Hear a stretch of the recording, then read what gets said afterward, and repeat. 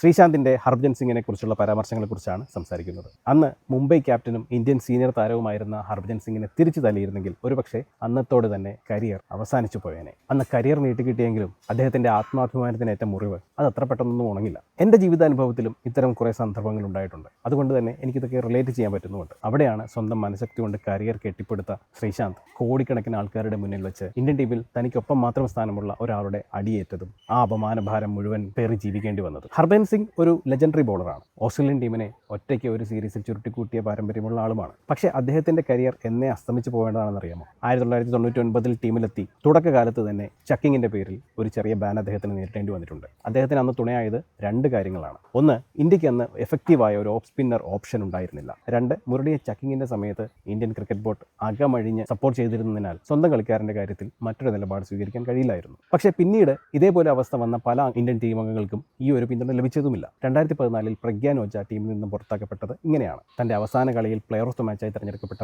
പ്രഗ്യാൻ ഓജ പിന്നീട് കളിക്കാതിരുന്നത് ഇക്കാരണം കൊണ്ടാണ്. ബോളിംഗ് ആക്ഷനിൽ ചെറിയ പ്രശ്നം കണ്ടെത്തിയോടുകൂടി ഓജയുടെ കരിയർ എന്നേക്കുമായി അവസാനിച്ചു. ഇന്ത്യക്ക് വേറെ ഓപ്ഷനുകൾ ഉണ്ടായിരുന്നതുകൊണ്ട് BCCI ഒരുപാട് മെനക്കെടാനൊന്നും പോയില്ല. ഈ കാര്യങ്ങളൊക്കെ ഹർഭജൻ സിംഗ് പിന്നീട് മറന്നുപോയതുപോലെയാണ് എനിക്ക് തോന്നിയിട്ടുള്ളത്. ഗ്രൗണ്ടിലൊക്കെ ഒരു ദാതാ മനോഭാവമാണ് അദ്ദേഹം കാണിച്ചിരുന്നത് പോലെ എനിക്ക് തോന്നിയിട്ടുള്ളത്. പക്ഷേ എതിരെ നിൽക്കുന്നയാൾ ഒന്ന് കണ്ണുരുട്ടിയാൽ ചൂളിപ്പോകുന്ന കീലേരി അച്ചുവിൻ്റെ ഒരു സ്വഭാവവിശേഷം മാത്രമേ അദ്ദേഹത്തിന് ഉണ്ടായിരുന്നുള്ളൂ എന്നാണ് എനിക്ക് പിന്നീട് തോന്നിയിട്ടുള്ളത്. അതിനൊരു ഉദാഹരണം 2016 IPL ഹർഭജൻ സിംഗിന്റെ ബോളിൽ റായിഡു ഒരു മിസ്ഫീൽഡ് നടത്തിയിരുന്നു. ഹർഭജൻ സിംഗ് അപ്പോൾ തന്നെ ഒരു ലോഡ് തെറിയഭിഷേകം തുടങ്ങി. ഇത് കണ്ട് റായിഡു പ്രതികരിച്ചു. അത് അദ്ദേഹം ചോദ്യം ചെയ്തു. തന്റെ സ്വതസിദ്ധമായ ഈഗോ ഹർട്ടായ ഹർഭജൻ ബൗണ്ടറിയുടെ അടുത്തേക്ക് നടന്നെടുക്കാൻ തുടങ്ങി. റായിഡു വിട്ടുകൊടുക്കാൻ ഒട്ടും തയ്യാറായിരുന്നില്ല. റായിഡു ഹർഭജന്റെ അടുത്തേക്കും തിരിച്ച് നടക്കാൻ തുടങ്ങി. എന്താണ് അവിടെ സംഭവിക്കാൻ പോവുക എന്നോർത്തുകൊണ്ട് TVയിൽ കളി കണ്ടുകൊണ്ടിരുന്ന ഞങ്ങളടക്കമുള്ളവർ സ്തബ്ധരായി നോക്കി നിൽക്കുമ്പോൾ ഹർഭജൻ സിംഗ് റായിഡുവിന്റെ അടുത്തെത്തിയതോടുകൂടി അദ്ദേഹത്തെ കയറി ആലിംഗനം ചെയ്തു. രംഗം ശാന്തമാക്കി. അന്ന് തന്റെ ആക്രോശത്തിന് തിരിച്ച് മറുപടി പറഞ്ഞ ഒരു ജൂനിയർ താരം മാത്രമായ റായിഡുവിന്റെ പ്രവൃത്തി ഇഷ്ടപ്പെടാതെ ആക്രോശിച്ചുകൊണ്ട് ചെന്ന് അദ്ദേഹത്തെ ഒന്ന് ഭയപ്പെടുത്താനായി ചെന്ന ഹർഭജൻ സിംഗിന് അവസാന നിമിഷമാണ് മനസ്സിലായത്